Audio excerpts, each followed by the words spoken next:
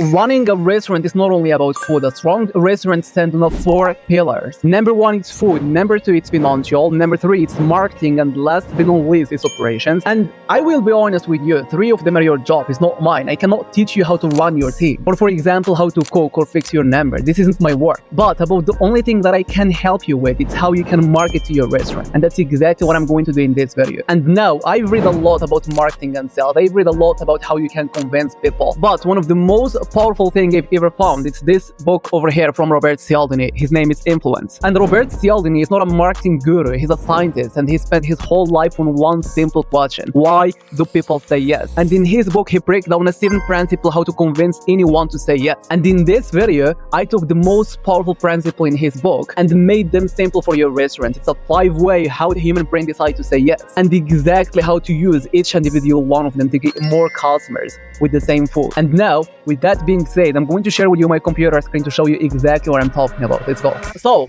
Robert Cialdini breaks down 7 principles in his book to convince other people to say yes.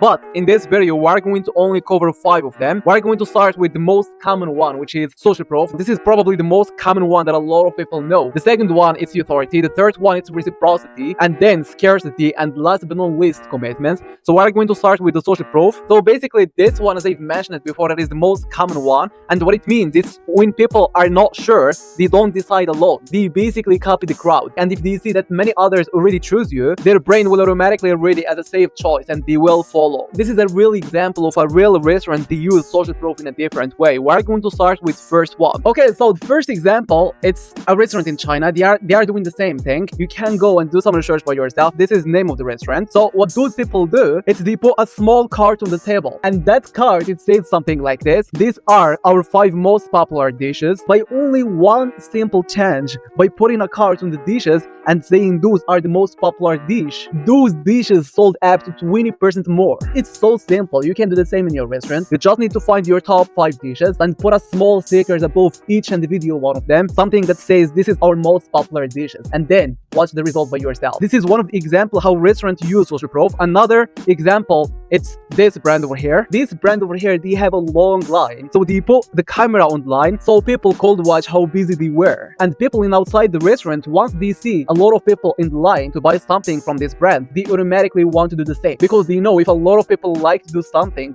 probably we're going to like it as well. Another example here, and this one is the most common one that a lot of you know how to do it. You just need to take care of your reputation in your Google reviews, and that will tip the odds in your favor. It will help you to convince more people to come to your restaurant. Another example from one of the biggest brands in the world, which is McDonald's. If you take a precise look, there is a sign under their arches, and it says 1 billion served. It's like they told everyone there is a millions of people, they all ate here, so it's safe. And you can literally do a small version of it. For example, saying something like, we're serving our city since 2009, and you need to put this one in a place where people can see it, like the McDonald's does it here. Or for example, you are going to say over 10,000 plates served, whatever you want. The key fundamental here is people trust what others people already choose. Your only job is to show it. You need to have some sort of social proof. I want you to pick one social proof and show it where people decide. So this one is the first principle, which is the social proof. Now let's move directly to the second principle. Let's go. Okay, the second principle, it's the authority. What this one means is people trust an expert. So when someone is important, for example, a famous chef or a TV show, say your food is good,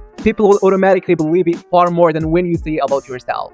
And that's exactly what the authority means. And here is some example here to understand exactly what I'm talking about. So if we take a look on this family restaurant over here, so a famous TV food star, which is this guy over here, they visited this restaurant. So what they did is, if you go and check their website, you will find it at the top of their website. So what happened here is every new customer sees a famous food expert love this place, they automatically trust the restaurant before they even taste it. And that's exactly the power of the authority. Another example how you can implement the authority principle in your restaurant, it's, for example, just show your chef experience. For example, if your chef have 15 years of experience, you need to show this one. And there are already a lot of restaurants that do the same. If you check their website, you will always going to find a section like this, where they talk about their chef experience and they put it in a place where people can see it. Another way how you can use the authority principle is, for example, if you have any prize or something like that, you gotta show it to your audience. If you win anything, you need to show it to your customer. And again, you need to put it in a place where people can see it. And the key fundamental here that I want you to deeply understand is people trust an expert. Your only job is to show the expert's word you already have. It does not matter which one. For example, it may be a famous person, or it may be your chef experiences, or something like winning a prize or winning a competition, whatever. I just want you to pick what is real for you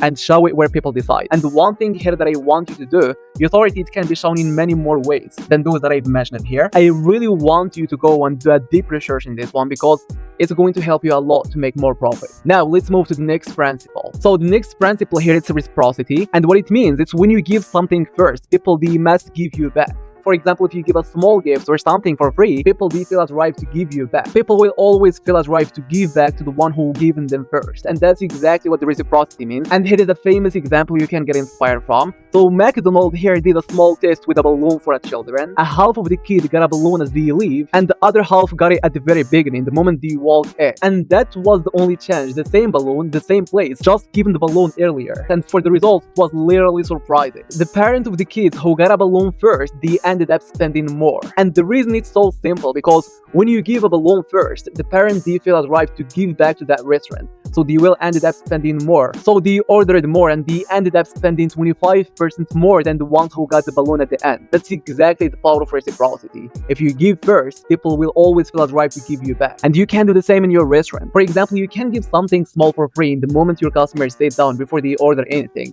And that one small thing will make them feel like they need to give back to you. Then that's exactly what reciprocity means. Now we're going to move to the next principle, which is scarcity. And probably again, this one is one of the most common principles that a lot of people use. But the problem here is they use it in a wrong way. So scarcity, it means people want more of what they can lose.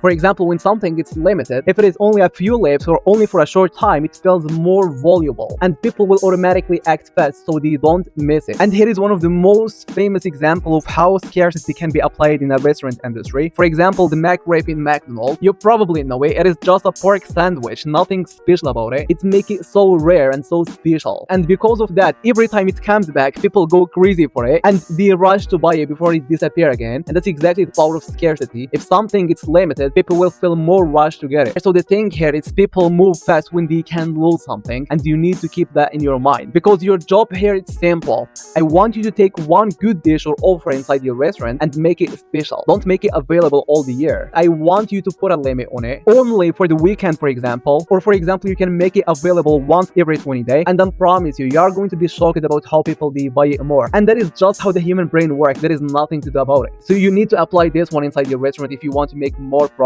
But one thing here that I genuinely want you to keep it in your mind, for example, if you say only 20 days, then it must be real. Because the moment a customer catches you faking the limit, you are going to automatically lose their trust and you don't get it back. And yes, that was the scarcity principle. Now we're going to move to the last principle, which is commitment. So what commitment means, it's when people say yes out loud, they automatically feel they must keep their word. Even just a small yes makes people act to stay true to what they say. And here is one of the real examples from a real restaurant how they use commitment in their restaurant. So there was a restaurant in Chicago with a big problem, which is almost a third of people who booked the table did not show up, and it was costing the restaurant a lot of money. So what they do here to fix that issue, their staff, whenever someone called them to make a reservation, once they set up a reservation with them, before they hang up, they say something like this: "Will you please call us if you have to change your plan?" And this little phrase over here, that is the exact thing that makes the one on the phone say yes, and they automatically felt they need to keep their word. As a result of that, this restaurant ended up with 65% drop in no shows by just saying something simple like this: "Will you please call us if you have to change your plan?" That's exactly the power of commitment. And the thing about those principles is there is not a trick, it's just how the human brain works. Those principles over here are the way every human mind decides. I did not invent them, you did not invent them, and you cannot turn them off. They are already running in your customer's head right now. And the thing here is you have only one choice. Whether you use them or you let other people use them and they are going to make more profit than you. And that's exactly why the big brand grows and the small ones stay stuck. It's not always a better food, it may be a better marketing. And now what I want you to do is I want you to go to ChatGPT or any AI and I want you to do a deep research on those principles and how you can implement them specifically in your restaurant, because